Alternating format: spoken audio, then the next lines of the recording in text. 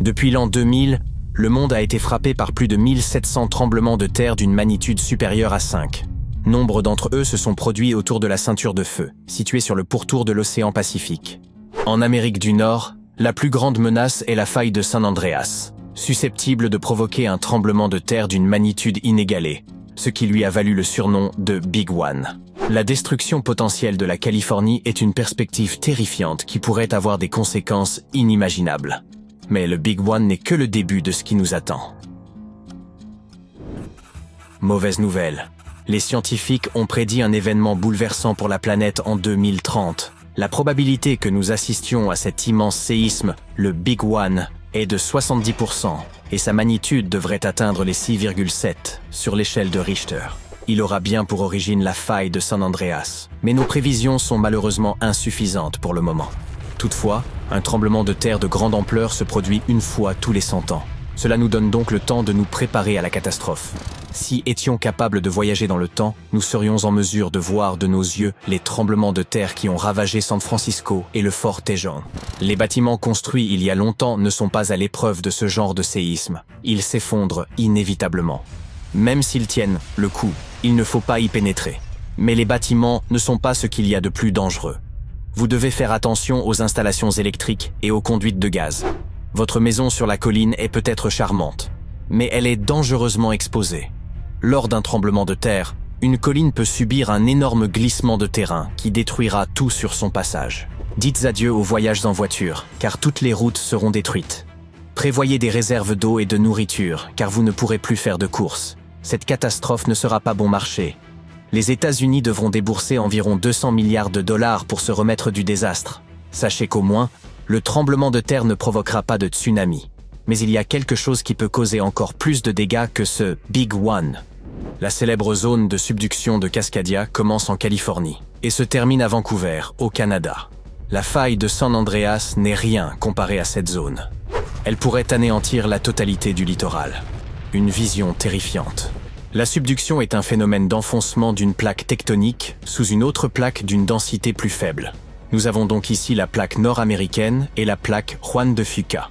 Les zones de ce type sont généralement à éviter, car les risques de séisme y sont très élevés, et elles sont par conséquent extrêmement dangereuses, notamment en raison des catastrophes sous-marines. Mais courons-nous un risque, nous qui sommes à terre? Oui, car des tsunamis géants peuvent se produire, inondant les villes et détruisant les côtes. À l'heure actuelle, la zone la plus active est la ceinture de feu. La zone de Cascadia est peut-être moins active, mais elle est comme une bête endormie. Elle pourrait se réveiller et détruire tout ce qui se trouve sur son passage, provoquant des dégâts sans précédent. La dernière fois qu'une telle tension a été libérée, c'était en l'an 1700. Contrairement au séisme de San Andreas, celui-ci provoquera des tsunamis massifs et ces secousses seront bien plus violentes. Espérons que vous camperez dans un champ à ce moment-là, car la plupart des bâtiments et des ponts seront probablement détruits. Préparez-vous également aux répliques, qui seront dévastatrices. La nature ne sera pas épargnée non plus. Les glissements de terrain modifieront tout l'habitat des animaux, et nos maisons seront méconnaissables.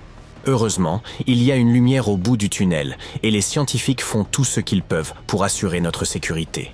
De nouvelles règles sont mises en œuvre. Chaque nouveau bâtiment doit être capable de résister à des chocs massifs. Ils développent des systèmes d'alerte modernes, et toute nouvelle infrastructure doit suivre des directives strictes en matière de résistance aux tremblements de terre. Les plaques Juan de Fuca et nord-américaines sont actuellement bloquées l'une contre l'autre, mais elles ne le resteront pas éternellement. Lorsqu'elles se déverrouilleront, préparez-vous à une forte secousse. Plus vous êtes proche de l'épicentre, plus les dégâts seront importants. Mais même si vous avez la chance d'être loin de l'épicentre, il se peut que vous sentiez le sol trembler pendant un certain temps. Si nous comparons la zone de subduction de Cascadia et la faille de San Andreas, nous constatons que la zone de Cascadia est beaucoup plus dangereuse. En 1994, un énorme tremblement de terre de magnitude 6,7 s'est produit dans la région de Northridge, près de la faille de San Andreas. Malheureusement, de nombreuses personnes n'ont pas survécu, et il y a eu beaucoup de blessés. À l'époque, les bâtiments n'étaient pas suffisamment solides pour résister aux tremblements de terre, et nombre d'entre eux ont été endommagés. La zone de subduction de Cascadia peut potentiellement provoquer un tremblement de terre de magnitude 9. Un séisme de magnitude 6 a une puissance équivalente à environ 20 millions de kilogrammes de dynamite. Mais la puissance d'un séisme de magnitude 9 est équivalente à 20 000 milliards de kilogrammes de cette même dynamite. Le tremblement de terre le plus puissant jamais enregistré s'est produit au Chili. Sa magnitude était de 9,5 et il a presque tout détruit. Supposons que vous ayez survécu au tremblement de terre. Vos ennuis sont loin d'être terminés. Peu après, un tsunami massif frappera la côte, avec des vagues pouvant atteindre jusqu'à 30 mètres dans certaines zones. Ce n'est pas le cas du tremblement de terre de San Andreas, qui ne peut pas produire de vagues importantes. Vous pouvez dire adieu à votre beau jardin, car l'eau salée détruira les arbres et les plantes et modifiera l'environnement pendant pas mal de temps. Le seul point positif, vous n'aurez plus besoin de décoration pour Halloween, car tous ces arbres desséchés ressembleront à une forêt fantôme. Les vagues, les secousses et l'étendue de la zone elle-même rendront cette catastrophe naturelle bien plus redoutable que celle causée par la faille de San Andreas et par le Big One. Un tremblement de terre similaire s'est produit il y a environ 300 ans. De nombreux autres ont été enregistrés au cours des 3500 dernières années, ce qui prouve qu'ils se produisent continuellement tous les 4 à 600 ans. Techniquement, il nous reste donc entre 100 et 300 ans avant le prochain événement. Nous ne savons toujours pas comment fonctionne exactement la zone de subduction de Cascadia, car nous ne l'avons découverte qu'en 1970. Cette zone est très effrayante. C'est l'une des plus dangereuses de la planète. Elle a été découverte par hasard par des chercheurs qui étudiaient la ceinture de feu. Ils voulaient savoir s'il y avait eu des problèmes dans cette zone au cours des dernières années, et la preuve se trouvait sous leurs pieds. Dans l'État de Washington, il y a une forêt sinistre où rien ne pousse plus depuis des années. Lorsque les chercheurs ont analysé le sol, ils ont trouvé une énorme quantité de sel. Ils ont fait le rapprochement et ont conclu qu'un tsunami massif était à l'origine de cette situation. Les experts ne savent toujours pas exactement quand la forêt a été détruite. Heureusement, le Japon a gardé des traces d'un gigantesque tremblement de terre qui a eu un effet similaire. Il s'agit de celui qui s'est produit en l'an 1700. Il y a une chance sur 3 que le prochain se produise en 2050. Vous devez savoir comment agir en cas de tremblement de terre afin de vous en sortir indemne, alors écoutez attentivement. Les habitants de la région dont nous parlons n'ont pratiquement aucune expérience des séismes de ce type. Il est relativement facile de survivre à ce genre de catastrophe. C'est le tsunami qui suivra qui constitue le véritable danger. Après la secousse initiale, trouvez le terrain le plus élevé de votre région et rendez-vous-y. N'emportez que l'essentiel, comme de la nourriture et de l'eau. Laissez votre collection de cartes de baseball chez vous. Après la première vague, ne redescendez pas tout de suite. Les sismologues affirment que, très probablement, il y en aura d'autres. Et ils l'ont prouvé.